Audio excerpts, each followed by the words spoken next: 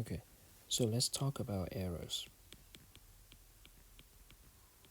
Okay. Remember the idea behind hypothesis testing is to use sample data to test the validity of the null hypothesis, right? Okay. Now, when we have a statement, there are two possibilities, right? Either the statement is true, right, or the statement is false. Okay. And then when we do a test, there are two possible conclusions that we may reach. We may either reject the null here, okay, or we do not reject the null. Okay.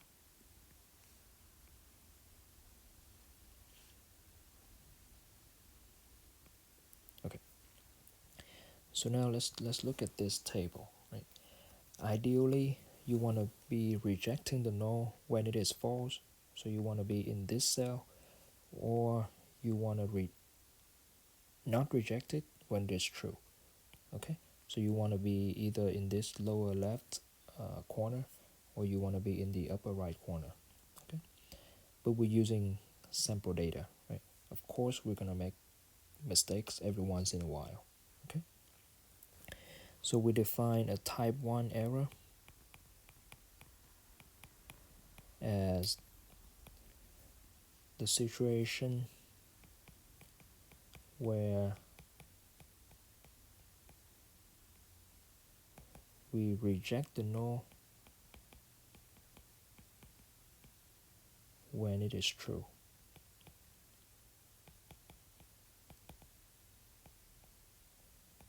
Okay.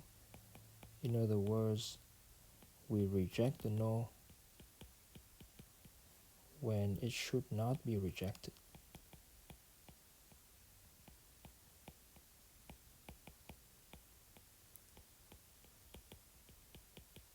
Okay. Now we define a type 2 error as a situation where we do not reject the null when it is false. Okay. So type 2 error is a situation where we do not reject the null when the null is false. In other words, we do not reject the null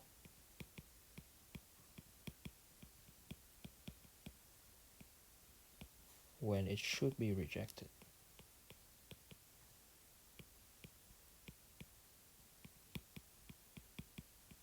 Okay.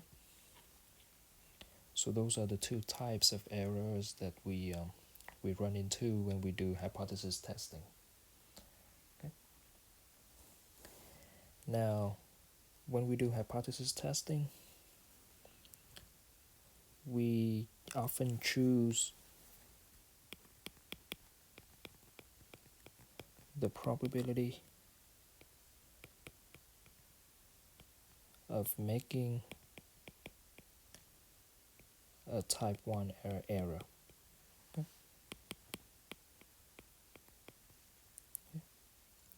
And that probability is denoted alpha,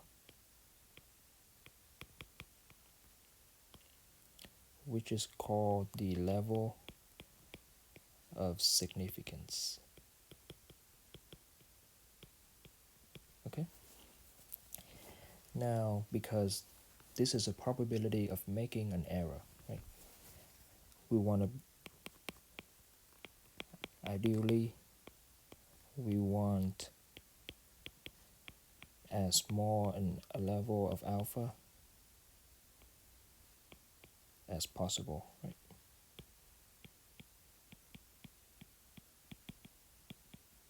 The reason is because it is the probability of making an error, right? Or making a mistake. Okay, but the trade-off that we face here is that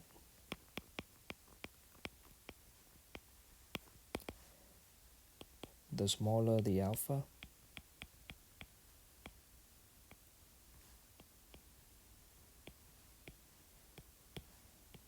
the stronger the evidence that we need.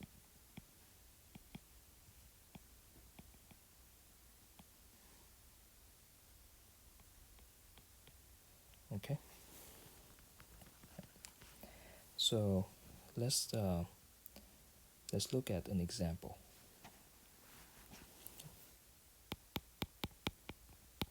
And let's consider the problem we talked about earlier, right? Where the null is mu equals 67.6 and the alternative is mu not equals 67.6. Okay? Now let's first note that we don't know the true value of mu, right? So we don't know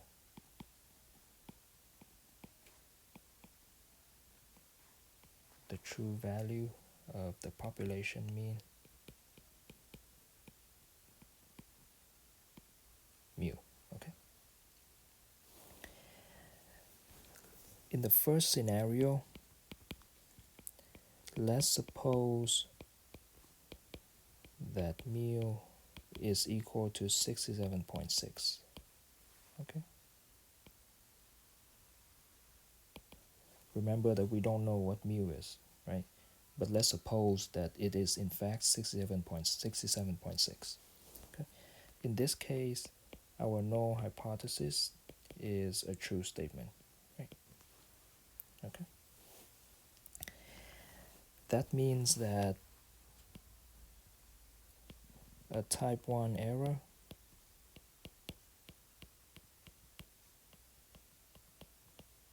occurs when the researcher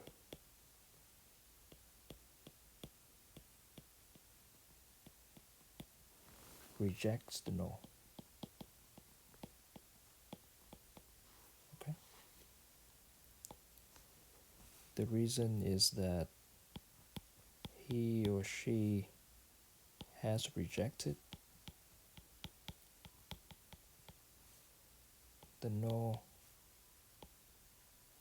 when the null should not be rejected.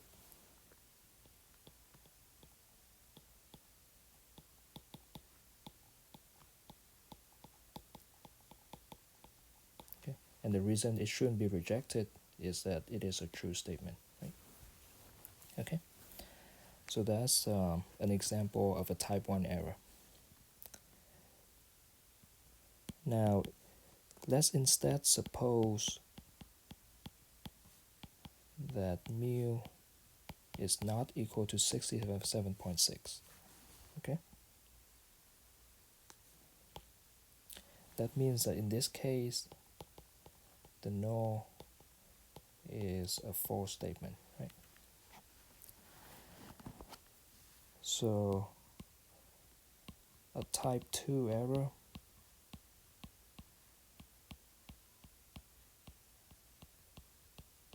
occurs when the researcher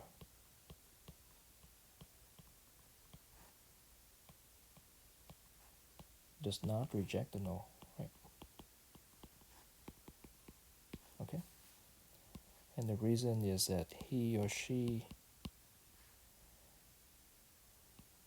doesn't reject the null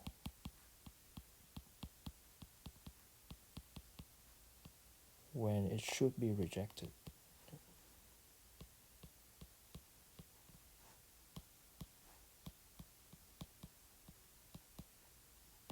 Okay?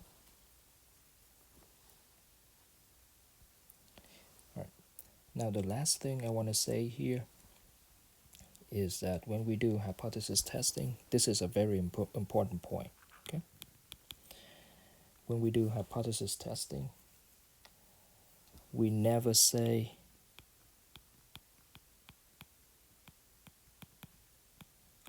we accept the no. Okay. And I stress the word never. Right. In other words,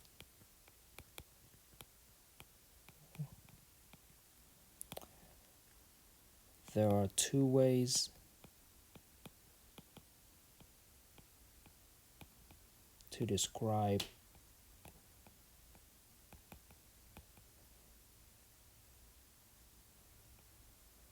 the conclusion of a test.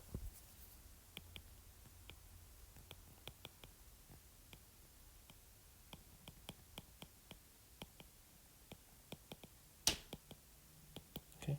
Either we reject the no or we do not reject the no. Okay. Again, we never say we accept the no.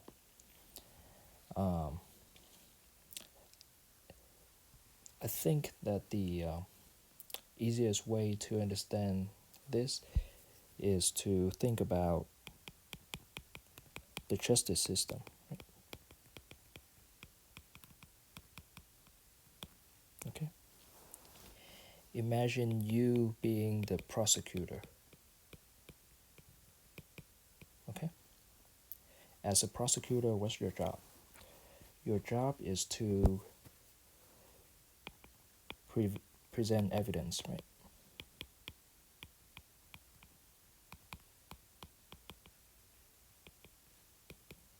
To persuade the jury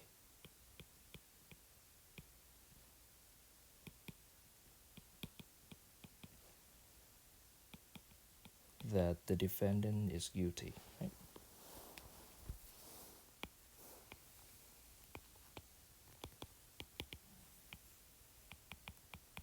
Okay. But what's the assumption? What's the underlying assumption in the justice system? The assumption is the defendant is innocent until proven otherwise, right? Until proven guilty. Okay? Now suppose you go into a courtroom and you present evidence and you fail your case, right? Then what's the conclusion? Right? Suppose you fail your case, or suppose you fail to persuade the jury that the defendant is guilty.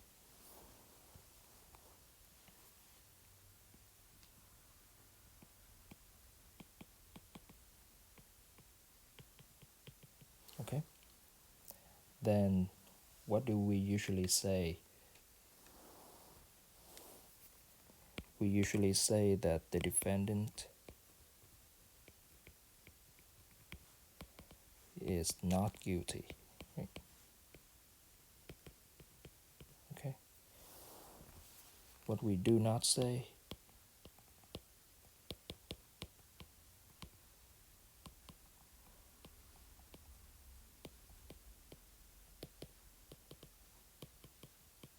is we do not say that the defendant is innocent.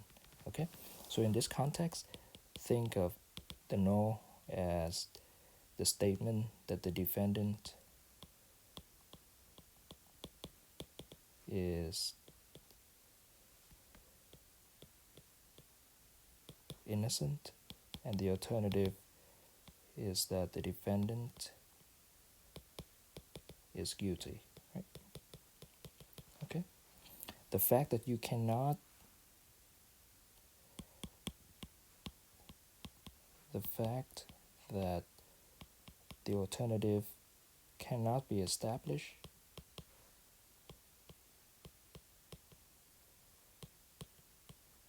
right, does not mean that the defendant is innocent. Right?